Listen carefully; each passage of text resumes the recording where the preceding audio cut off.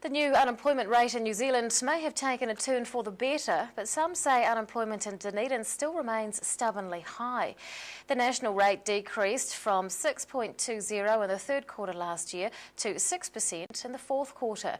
Despite the decrease, social sector workers are warning that much still needs to be done to safeguard Dunedin employees, especially younger workers. Methodist Mission Chief Executive Laura Black is with us this evening to talk about some of the issues they're facing. Good evening. Good evening.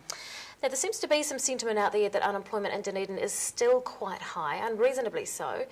Who is most affected by that? What we're seeing is young people, and we know that a quarter of young people aged under 24 are without work at the moment in town, that at any given moment 550, give or take, young people 16, 17 are without work, education or training. And the problem is, of course, if you're not one of the above average kids, where do you go to get work? So what are the barriers that Dunedin youth face?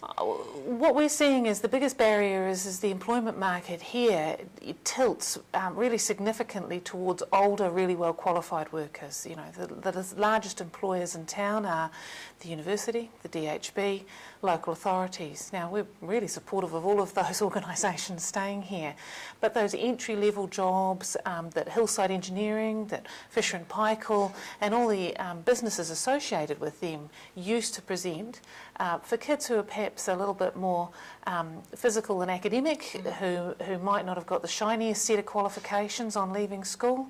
There's no entry-level jobs for low and no skilled young people. How can those issues be addressed?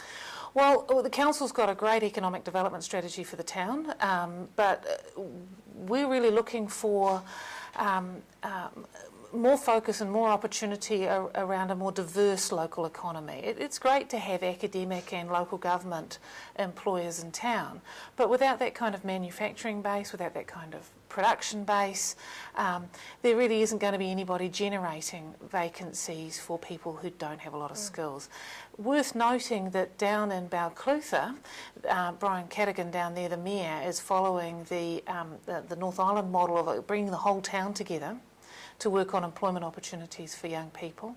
Social sector trial in South Dunedin has just kicked off, although not with a lot of money.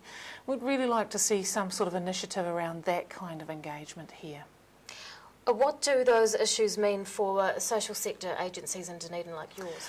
Well, right now they mean that those of us with training arms are keeping reasonably busy, but I'm more worried about the long-term prospect. I don't need my agency to have work in 15 or 20 years' time when this population of young people who've struggled to get work and struggle to stay in work are presenting with considerable issues for them and their now families. And I think that's the long-term problem that concerns us the most. Are you pleased to hear that minimum wage is going up next month? I am pleased to hear, although I do wish it was by slightly more than just 3%.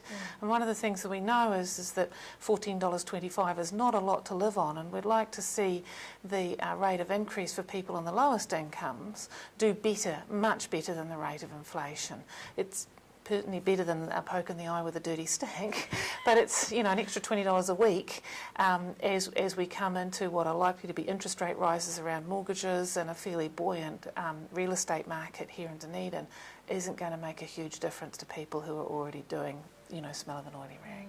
Methodist Mission Chief Executive Laura Black, thank you very much for your time. Thank you.